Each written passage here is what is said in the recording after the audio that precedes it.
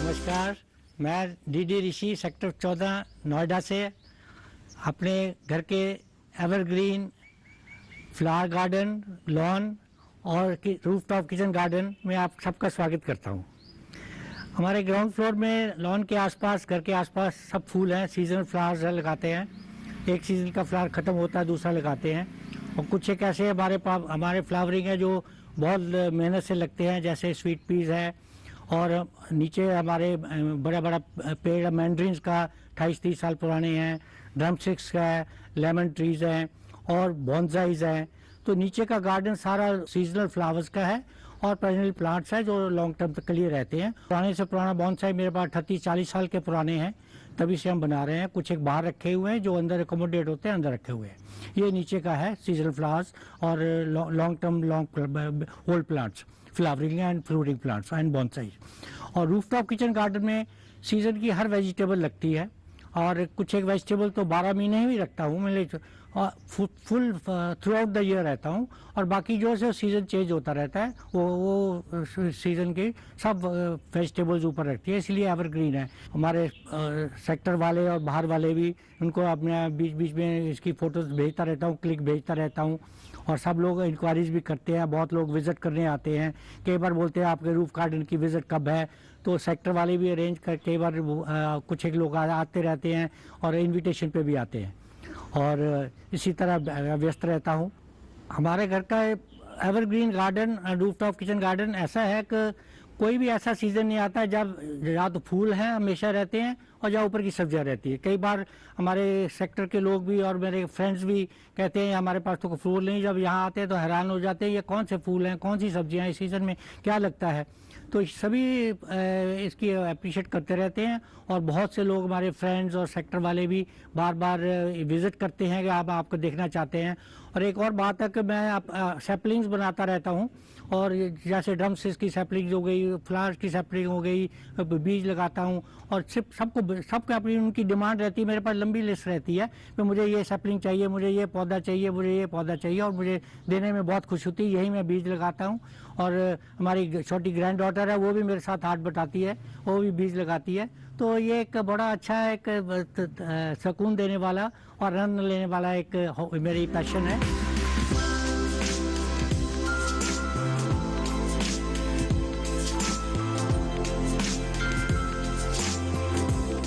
बहुत मुश्किल काम है स्वीट पीस घर में लगाना, क्योंकि पर्सनल केयर करनी पड़ती है।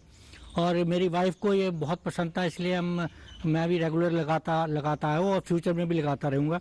इसमें पहले यहाँ छोटी छोटी पनीरी बीज देते हैं और उसके बाद थोड़ा उसको डंडिया से सपोर्ट करके जो बड़े हो जाते हैं इसको धागे से बांध के, ये देखिए धागा बांधा हुआ है, और पीछे ये मैश की सपोर्ट देते हैं, ऊपर देते हैं। ये चलता रहेगा, ये तकरीबन 3-4 महीने ये चलेगा। और इसके बाद इसका बीज आना शुरू हो जाएगा, वो बीज हम उतारते जाएंगे और अगले साल के लिए वो वही बीज अब यूज़ करेंगे। तो डिफरेंट कलर्स होते हैं, ये जैसे ये पिंक कलर है, ये बड़ा मुश्किल कलर मिलता है। ये कलर तो नॉर्मल है, वाइट भी होता है, वाइट में ढूंढ रहा था, हो सकता है एक वाइट भी आए दोबारा। तो 5-4 कलर होते हैं और बहुत वंडरफुल ये एक फ्लावर्स है जो मैं हर साल लगाता हूँ।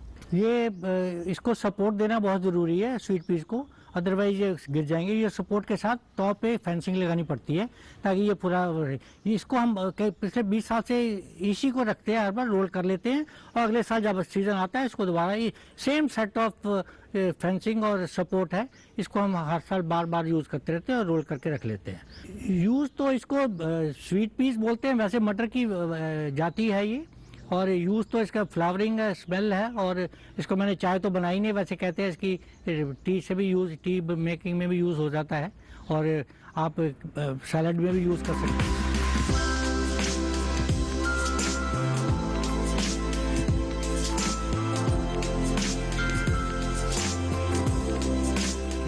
डालिया है। वैसे तो सीजन फ्लैग क्रिसैंथेमम के बाद डालिया आता है, सब लोग लगाते हैं, लेकिन मेरे कुछ एक कलर्स हैं, जैसे ये पिंक है, ये येलो है, ये रेड है, ये फेवरेट कलर है। डिफरेंट कलर्स के लिए ब्यूटिफिकेशन के लिए ये कॉर्नर एंट्री में कॉर्नर एक ब्यूटिफिकेशन के लिए नज़र आता है।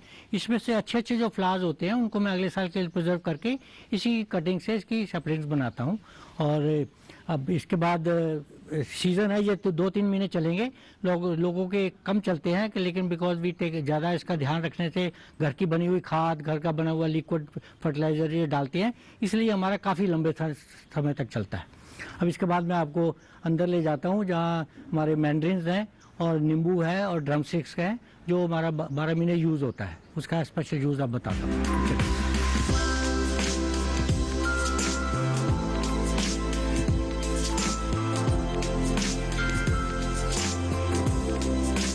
आपको अपना एक मैंड्रिन का ट्री दिखा रहा हूँ। ये 26-27 साल पुराना है। ये इसको हर साल तकरीबन 12 महीने ही लगे रहते हैं। पक जाता है, फिर दोबारा फ्लावरिंग होती है, फिर ग्रीन होते हैं, फिर इसको राइप हो जाते हैं, पिंक हो जाते हैं, रेडिश हो जाते हैं, फिर इसको हार्वेस्ट कर लेते हैं, फिर दोबारा फूल आने शुरू होता है। ये 12 मासी है और ये बहुत यूज़फुल है। बहुत से लोगों के घर में ये लगाए हुए हैं, लेकिन उसका यूज़ नहीं जानते। इसका मैं पिछले 20-25 सालों से हम लोग घर में इसका मामलेट बनाते हैं। मामलेट जैम की तरह की चीज़ है, लेकिन उसमें ये फ़र्क ये है कि इसके छिलके भी उसमें यूज़ होते हैं जो जैम बनाते हैं, तो छिलके के साथ यूज़ होता है। और ये इसकी बहुत प्रोसेस है, बड़ी थोड़ा सा लेबोरियस काम है, लेकिन इससे ज़्यादा टेस्टफुल चीज़ कभी नहीं हो सकती। जिसने ये खाई है मामलेट विथ छिलका, आपको पता नहीं चलता है, लेकिन थोड़ा सा इसमें बिटरनेस आती है, खट्टापन होता है और मीठा होता है। मीठे के लिए मैं ऑलमोस्ट 100% हनी यूज़ करता हूँ। अब मैं आपको इससे जो बना हुआ मामलेट है वो मैं आपको दिखाता हूँ। ये जो तकरीबन बना है 1.5 किलो के आसपास है ये। इसमें ये तकरीबन 60-65 मैंड्रिन तोड़े थे उसको। इसकी एक छोटी सी प्रोसेस है, उसको अच्छी तरह वॉश करके, उसको क्लीन करके, उसको करके ये बनाते हैं। ये देखिए,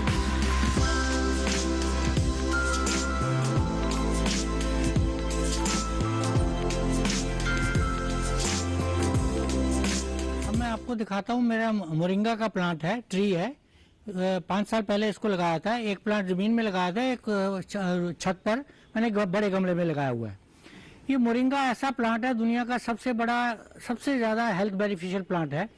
इसकी पत्तियाँ, इसके फूल और इसके जो फल निकलते हैं बहुत ही हेल्थ बेनिफिशियल हैं। साउथ में तो तकरीबन जो हर घर में ये लगाते हैं, और नॉर्थ इंडिया में इतना इसका प्रचलन अभी शुरू हुआ है।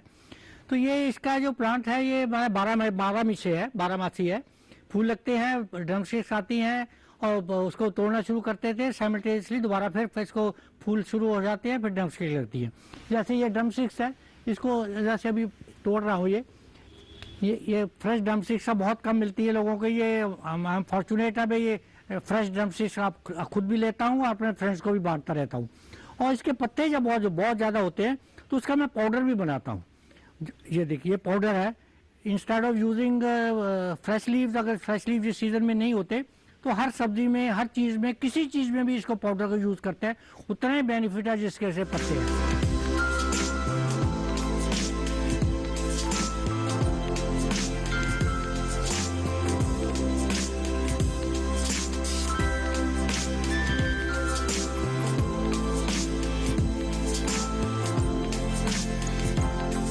मैं आपको अपने रूफटॉप किचन गार्डन, छत पर बागवानी, छत पे किचन गार्डन पे लाया हूँ। एवरग्रीन किचन गार्डन, एवरग्रीन इसलिए है कि यहाँ हर सीज़न में कभी भी कोई ये रूफटॉप गार्डन खाली नहीं होता। एक सब्जी का सीज़न ख़त्म होता है, दूसरी का शुरू हो जाता है, और एक के एक बाद मैं उगाता रहता हूँ। इस टाइम मेरे गार्डन में काली सरसों है, ब्लैक सरसों। ये दूसरी सरसों के थोड़ा सा डिफरेंट इसलिए, अदरवाइज इसकी जो प्रॉपर्टीज़ हैं, क्वालिटीज़ है, सारी बराबर। इसकी गंदल यूज़ नहीं होती, लेकिन इसके पत्ते साग के लिए वैसे ही यूज़ होते हैं। ब्यूटीफुल फ्लावर्स है, देखने में भी इतना सुंदर है, किसी भी गार्डन में लगा हुआ उसकी शान भी बढ़ता है। और इसका एंड एक एक पत्ता नीचे से मैं तोड़ता जाता हूँ और आखिरी यहाँ तक पत्ते आ जाएगा, फिर फूल आना शुरू हो जाएगा। और फूल बचा लेता हूँ, फूल के बीज बन जाते हैं, वो अगले सीज़न के लिए इसको मैं दोबारा बो देता हूँ। इसकी घर की पनीरी बनाई हुई है मैंने, और छोटे छोटे पनीरी लेता हूँ और एक गमले में लगा लेता हूँ। 20-25-40 पौधे निकल आते हैं और उसको बनाता रहता हूँ।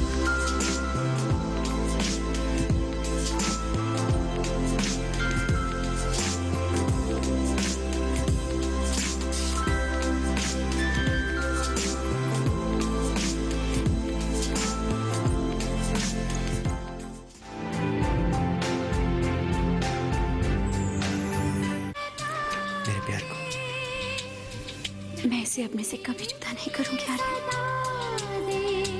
देखोगे भी कैसे रमाकांत, क्योंकि तुम जैसे छोटे लोग अपनी सारी जिंदगी ये सपना देखते देखते गुजार देते हो कि दूसरों की दौलत कैसे हासिल की जाती है। अपने ये आंसू पोंछ डाल और मेरे वजूद से बाहर निकलने की कोशिश कर, अपना एक वजूद बना।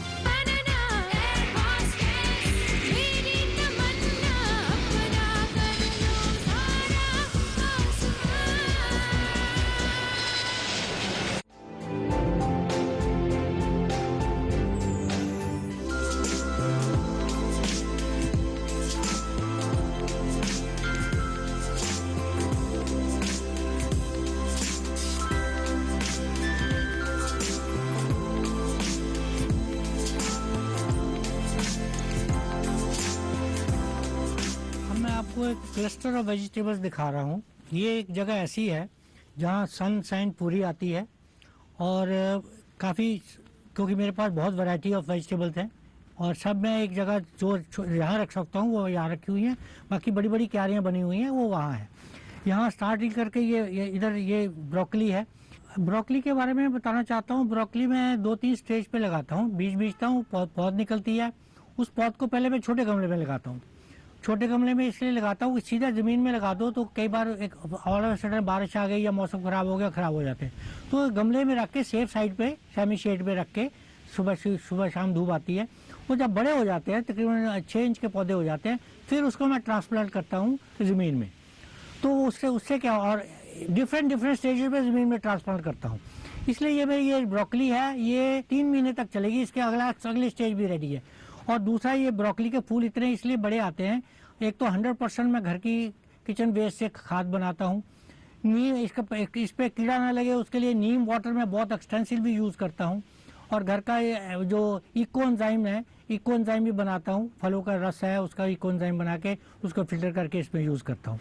तो ये ब्रोकली हमारी स्पेशलिटी है। हर साल सीज़न में हमारे फ्रेंड्स भी स्पेशली आके देखते हैं। ब्रोकली बाजार में भी अब तो काफ़ी मिलने लगी।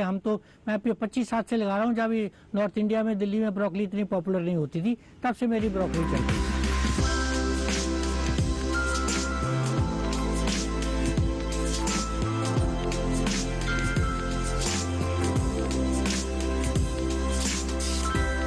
मैं अभी बैंगन के बेड पे बैठा हूँ।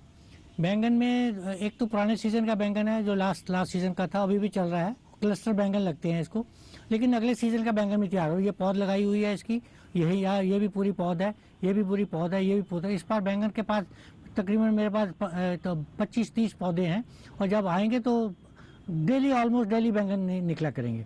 और इसके साथ वाला ये बैंगन की तैयारी यही रखनी है कि इसमें जो मिट्टी होती है वो चिकनी मिट्टी नहीं होनी चाहिए, बड़ी सॉफ्ट मिट्टी होनी चाहिए और ना एक्सेस पानी जाना ना ज़्यादा पानी जाना। इसके साथ का बेड है, ये प्याज का बेड है। ये प्याज की पनीरी भी ऐसे सेम स्टेज पे डिफरेंट स्टेजेस पे मैं लगाता हूँ। मेरे डिफरेंट प्याज डिफरेंट स्टेजेस पे आते हैं। प्याज के पत्ते यूज़ करता हूँ पहले सारे साइड से, जो पत्ते बड़े होते जाते हैं पत्ते यूज़ करता हूँ। स्प्रिंग ऑनियंस उसको बोल देते हैं, उसको सैलड में यूज़ करो। आलू और प्याज और पत्तों की सब्जी बनाओ।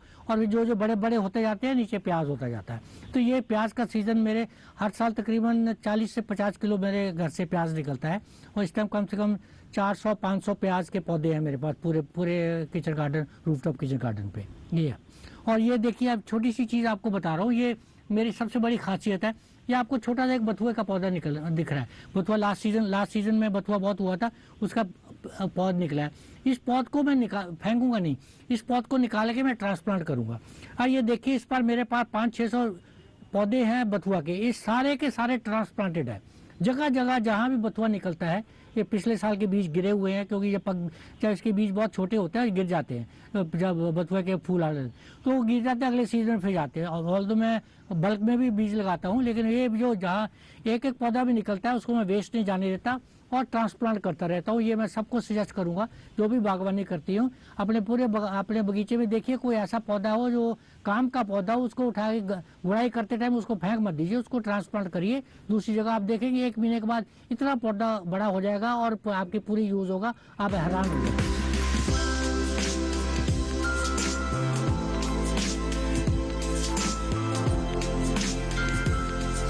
मैं आपको राउंड रेड मूली गोल लाल मूली दिखाऊंगा।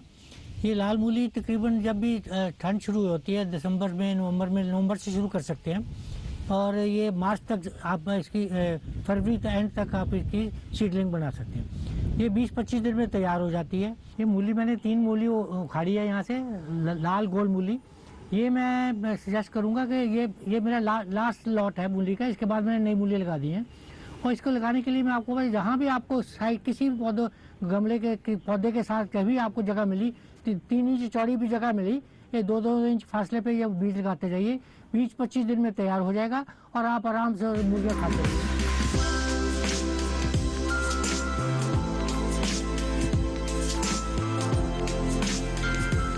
विंटर सीजन की एक बहुत इम्पोर्टेंट सब्जी बोलिए या इसको सैलड बोलिए, वो बोलने वाला हूँ। मेरे पीछे ग्रीन और रेड लेट्यूस है। ये लेट्यूस भी 2 तरह का, एक फ्लैट लीफ वाला होता है, एक आइसबर्ग वाला होता है। दोनों तरह का मेरे पास है और रेड भी होता है। ये तकरीबन पिछले 2 महीने से चल रहा है और मेरे पास डिफरेंट स्टेजेस पे अभी लेट्यूस छोटे भी हैं। रेड वाले तो मेरे पक्की बात है अभी 3-4 महीने और चलेंगे मेरे पास। तो ये लगा, हर एक को ये सजेस्ट करता हूँ लेट्यूस सीजन में जरूर लगाइए।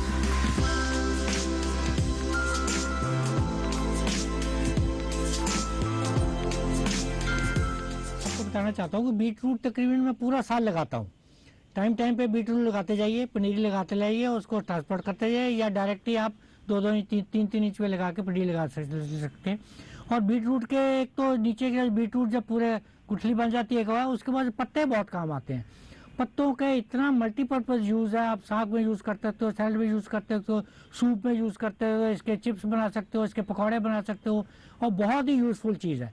मेरे साइड में है और साथ ये मेरे पास लहसुन है और लहसुन व प्याज तो तकरीबन हर गार्डनिंग वाला जानता होगा, टाइम पे लगाया जा सकता है और इसमें कोई ज़्यादा बड़ी मेहनत का काम भी नहीं है। लहसुन के भी बाद में लहसुन नीचे से बर्ड यूज़ होती हैं और उसके बाद पत्ते भी जगह टाइम से पत्ते निकालते रहते हैं और यूज़ करते रहते हैं। मैं सबको सजेस्ट करूँगा ये सब तीनों चीज़ें बीट रूट, लहसुन और प्याज ज़रूर करें।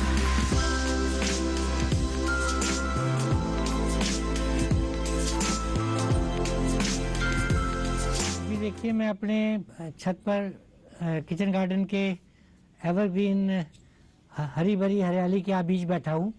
मेरे दाएं बाएं आगे पीछे सब हरी सब्जियां हैं, डिफरेंट सब्जियां हैं, फल हैं, हर्ब्स हैं और ये मेरे दाएं साइड में टमाटर का पौध है। इस टमाटर के बेड में तकरीबन ये 6 फुट बाई 4 फुट का बेड है और इसमें कम से कम तकरीबन 60 to 65 पौध हैं टमाटर के। कई लोग कहते हैं भाई इसको ज़्यादा थोड़ा सेपरेट लगाना चाहिए, लेकिन मैं हर बार देख चुका हूँ कि कोई ज़्यादा कंडेंस लगाने में भी कोई हर्ज नहीं होता। इसको भी मैंने इसकी पनीरी भी एक साथ नहीं लगाई, कुछ एक ऐसे हैं ये 15-15 दिन के गैप पे लगाई हुए हैं पनीरी और घर की पनीरी बनाई हुई है और इसको लगाइए, घर की ही कंपोस्ट यूज़ करिए। और मैं इसको कुछ एक साइड से टमाटर पक भी गए, वो भी निकालिए, लेकिन अभी ये मेरा कम से कम 2-3 महीने और चलेगा टमाटर का।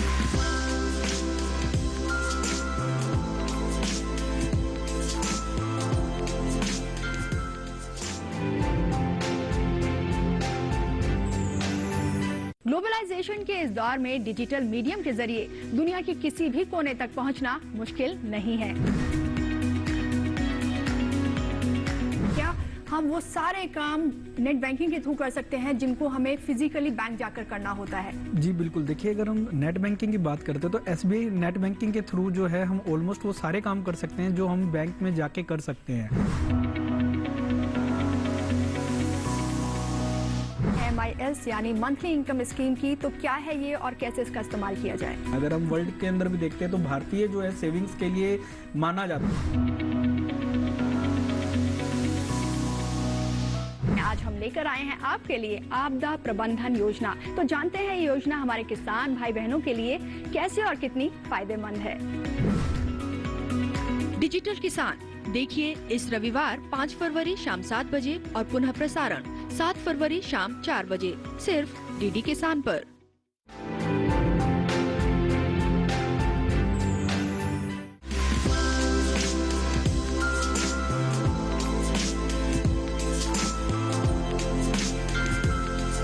खड़ा हूँ आपके सामने मूंगरे के पौधे पर। मूंगरे कई लोगों को पता नहीं मूंगरे क्या होता है। ये एक्चुअली मूली है। मूली जब बड़ी मूली अगर ना निकालो तो जब बड़ी होती जाती है उसके ऊपर टहनियाँ आती जाती हैं और एक स्टेज पे उसके फूल निकलने शुरू हो जाते हैं, पहले उसके फ्लावरिंग शुरू हो जाती है और फ्लावरिंग के बाद उसके हर टहनी से छोटे छोटे मूंगरे निकलने आते हैं। ये देसी इंडियन देसी मूंगरे हैं। बाजार में सूंगरे मिलते हैं, वो बहुत लंबे होते हैं, लेकिन ये मूंगरे बहुत टेस्टी होते हैं। इसकी तरह तरह की इसका यूज़ होता है। इसकी सब्ज़ी बनती है, बड़ी के साथ सब्ज़ी बन जाती है और इसको पीस के चटनी बन जाती है। उसको फ्राई करके साथ ही शैलो फ्राई भी कर सकते हैं और बहुत ज़बरदस्त चीज़ है। मैं सबको एडवाइस करूँगा। मेरे पास जैसे इस सीज़न में तकरीबन 300-350 मूलियाँ थी, उसमें से तकरीबन सारी मैंने निकाल ली हैं। 10-15 मूलियाँ ऐसी छोड़ी हैं जो मूंगरे के काम आएंगी। आपको पूरे मूंगरे भी नज़र आ रहे हैं और एक मूंगरा कम से कम इसको 1000-2000 मूंगरे 2-3 किलो मूंगरे निकलते हैं एक मूली के ऊपर। तो ये भी अगर किसी ने नहीं ट्राई किया तो मैं सजेस्ट करूँगा ये ज़रूर ट्राई करें। अपने बाग में जब आपके बगीचे किचन गार्डन में मूलियाँ लगती है, 2-4 मूलियाँ ज़रूर छोड़ दें वो मूंगरे बनाने के लिए।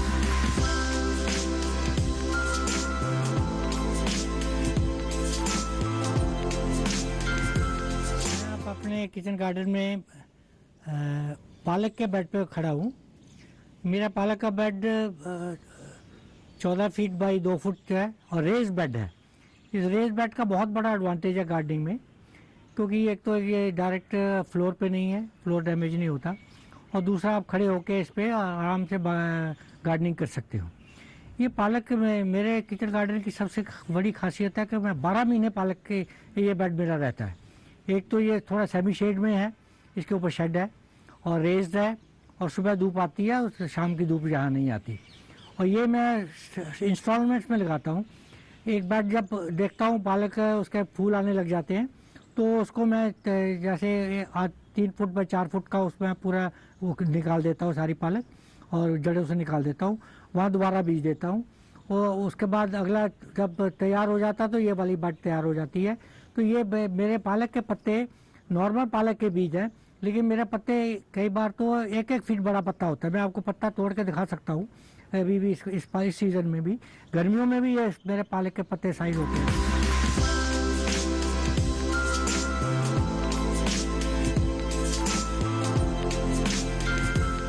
मैं अब कॉटन के प्लांट्स के पास बैठा हूँ।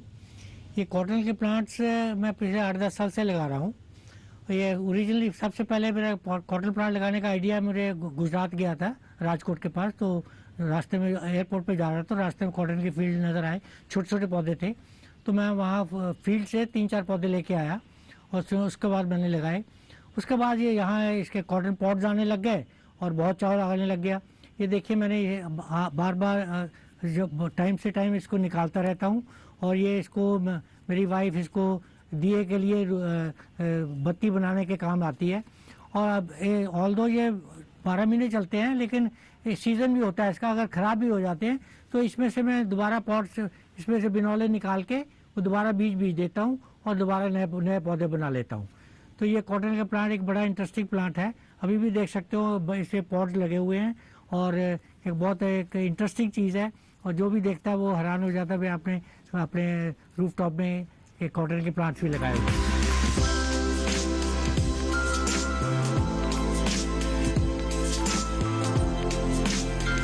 जैसे कि आपने देखा मेरे रूफ टॉप गार्डन में, एवरग्रीन किचन गार्डन में तरह तरह की सब्जियां, सीजनल सब्जियां और कुछ एक सब्जियां 12 महीने लगाता हूं और चलती है। और मेरी ज़रूरत की तो तकरीबन साग भाजी सारी यहीं से निकल आती है। और बाज़ार की सब्ज़ी और घर की सब्ज़ी का ज़मीन आसमान का फ़र्क है। जो ये खाने में आनंद आता है, जो इसका स्वाद है, ऑर्गेनिक है, इसका बयान नहीं किया जा सकता। और इससे बढ़ के और भी जो बात है कि ये मेरी पैशन है, हॉबी है और मुझे इतनी खुशी मिलती है कि मैं ये कह सकता हूँ कि मैं दुनिया का one of the happiest person on earth. मैं दुनिया का सबसे खुश इंसान हूँ अपनी गार्डनिंग करके, अपनी हॉबी करके, अपना टाइम पास करके। ये नहीं कि रिटायरमेंट के बाद ही करना है, ये आप इंसान कभी भी 1-2 घंटे सुबह शाम निकाल के अगर आप करना चाहते हैं तो हर कोई कर सकता है। और आप एक बार करके देखिए, आपको इसकी लत लग जाएगी, आपको इसका पैशन लगेगा, आप ये गार्डनिंग कभी भी नहीं छोड़ेंगे। उम्र भर ये निभाइए। ये रिश्ता कैसा है जो उम्र भर निभाया जा सकता है और उम्र भर आखिरी दम तक आप आनंद ही आनंद